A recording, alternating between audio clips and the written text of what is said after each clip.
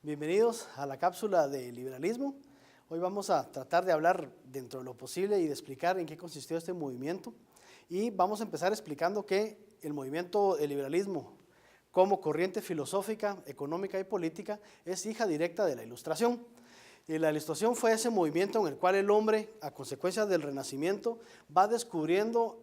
la esencia de importancia del universo y descubre o establece que es el hombre, pero el hombre como individuo. Y entonces empiezan a justificarse todas las actividades humanas desde el punto de vista del hombre y ya no desde el punto de vista divino o teocéntrico como había sido antes del Renacimiento, es decir, durante toda la Edad Media. Este movimiento entonces viene a revalorizar la presencia del individuo en el mundo y, por supuesto, como no podía ser de otra forma, también empieza a buscarle el sentido a la participación política del hombre como individuo siempre dentro de la vida política.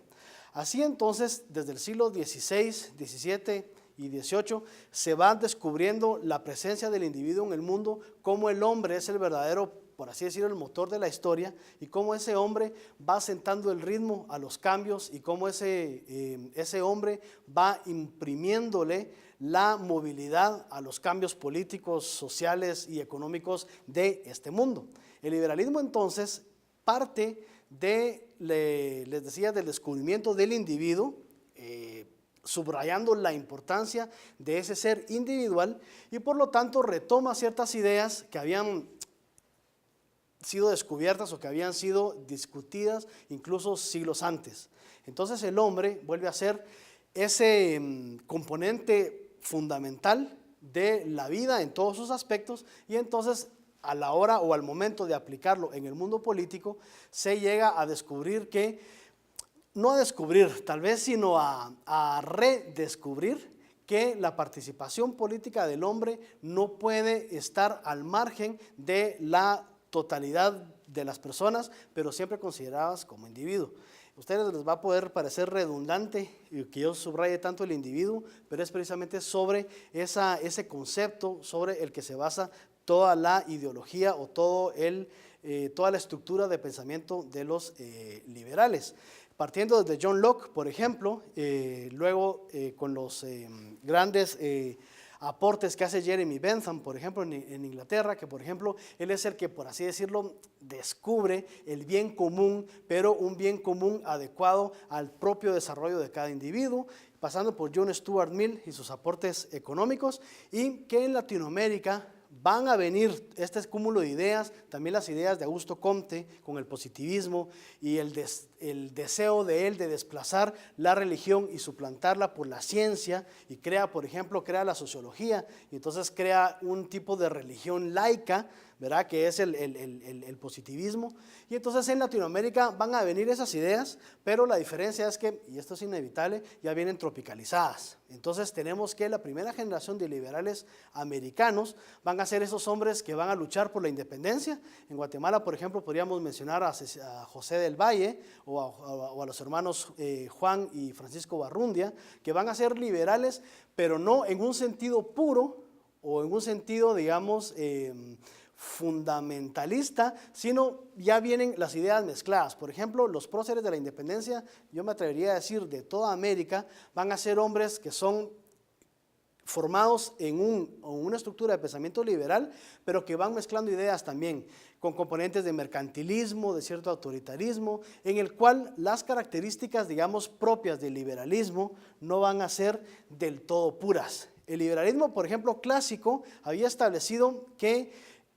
como características propias estaba el subrayar la importancia del individuo, la libertad del individuo en la sociedad y en el mundo, la igualdad de todos los seres, que no hayan distinciones y nadie estaba por encima de otro ni había rangos de diferenciación, el fundamento de la propiedad privada como un derecho inalienable de la persona y del individuo, también se fundamentaban en las leyes justas, porque para los liberales una ley justa lo que hacía era ampliar las posibilidades de todos los seres de participar en esa vida de igualdad.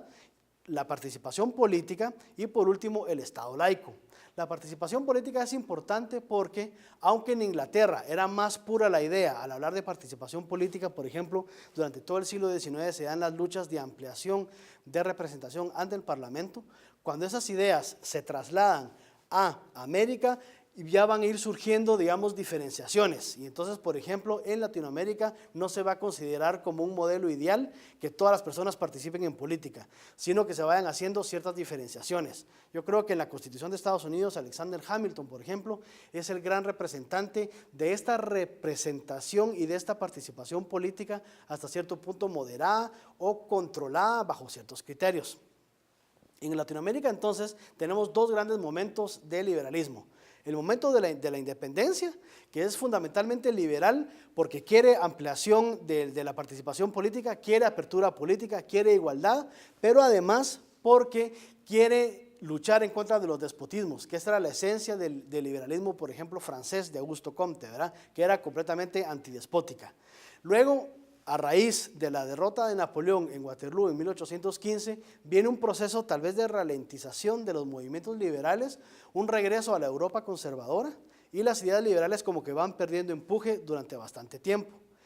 En Latinoamérica, entonces, el otro repunte o la otra, podríamos decir, cúspide del movimiento liberal empieza a partir de 1850 y es causa de un descubrimiento completamente ajeno a nosotros, que es el descubrimiento de oro en California en 1850. Esos movimientos de gente que provocó el descubrimiento de oro en la costa oeste y que implicó la migración masiva de gente de la costa este de Estados Unidos, que como no existía todavía el canal de Panamá, tenía que pasar por Nicaragua o pasaba por Panamá, pero cruzando el istmo en mula o luego en el primer tren que se construyó en Latinoamérica. Esta gente empezó a llevar ciertas ideas. Hubo gente buena, hubo gente mala, ¿verdad? Tenemos que recordar a William Walker, por ejemplo, como el aspecto negativo de estas migraciones, pero trajeron muchas ideas, trajeron sobre todo el discurso de igualdad de los norteamericanos, del sueño americano, y eso tuvo un gran impacto en todos los americanos. Gracias a este segundo repunte, digamos, es que tenemos revoluciones liberales en casi toda América. Por ejemplo, la revolución liberal en México, acaudillada por, dentro de todos los que participaron, Benito Juárez en 1853, y que va causando, por así decirlo, una suerte de contagio en el resto de países. Así tenemos, por ejemplo, revolución liberal y reforma liberal en México en 1853, en Guatemala en 1871, y las reformas liberales de Guatemala se trasladan a Honduras, por ejemplo, y siguen con el contagio hasta llegar al Ecuador con la revolución liberal de Eloy Alfaro y de Plutarco Owen en 1891. Entonces tenemos ya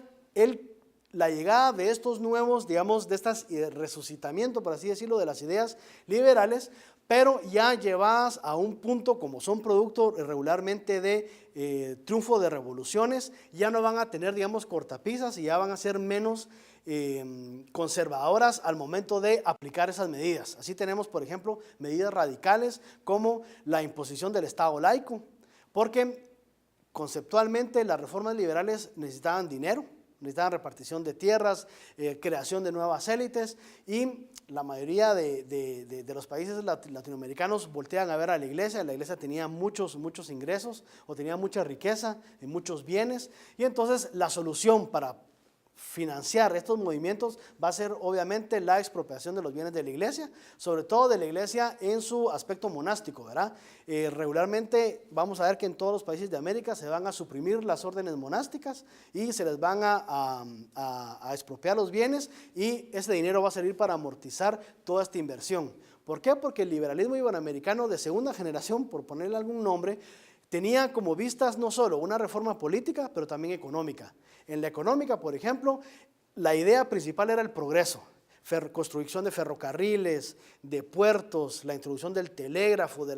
la iluminación con electricidad, es decir, dar un salto adelante como se venía dando en Europa, por ejemplo, Francia o Inglaterra, ¿verdad? Entonces nuestros movimientos son como un intento de imitar, en una medida pues más limitada obviamente, estos grandes avances. Entonces tenemos que el gran impacto liberal va a abarcar una reforma económica y una reforma política. Y la reforma política se va a enfocar en dos puntos principales. Primero, en cambiar el modelo político de decisión, es decir, en la América conservadora había un tipo de control de las decisiones políticas por ciertas élites, y en la liberal va a tratarse de ampliar la base y de crear nuevas élites que vayan como permitiendo un mayor juego de poder.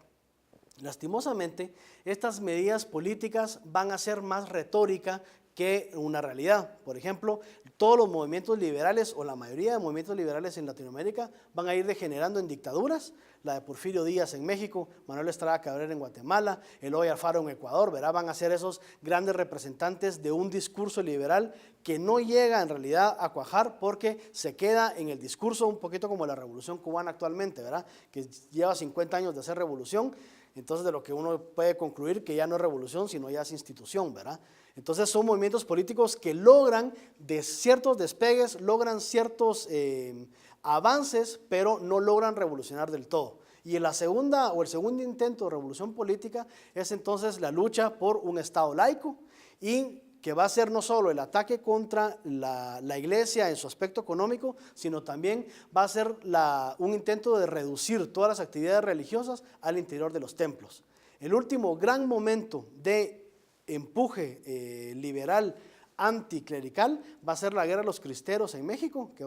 estalla en enero de 1927, termina en 1929 y tiene un último momento de guerrilla cristera en 1931, ya durante la presidencia de Lázaro Cárdenas. Pero van a ser estos momentos de gran tensión en el cual se trata de cambiar todo un sistema ideológico y religioso y suplantarlo por algo más, lo que ellos consideraban más adecuado para una nueva época: el conocimiento científico, el conocimiento técnico, y lo que ellos decían que era alejarse de el oscurantismo que ellos veían, o que ellos consideraban que había sido las ideas religiosas que habían acompañado a Latinoamérica desde toda la colonia. Entonces, para resumir la historia del liberalismo iberoamericano, que obviamente es tan vasto que no lo podemos agotar, podríamos decir que son dos momentos: el momento independiente,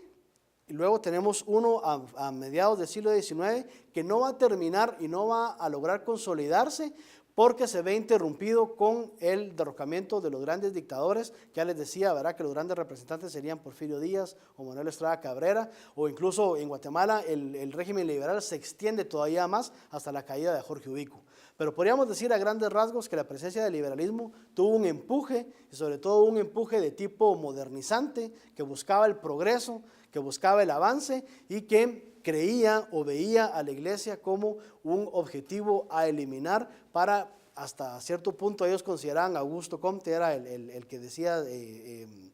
o el que creía más bien, que la religión era como un tipo de corsé que apretaba el pensamiento, ¿verdad? Entonces, dentro de estas ideas liberales, combatir a la iglesia era hasta cierto punto una liberación. Les agradezco la atención y esperamos que le hayan quedado satisfechos, y nos vemos en una próxima oportunidad.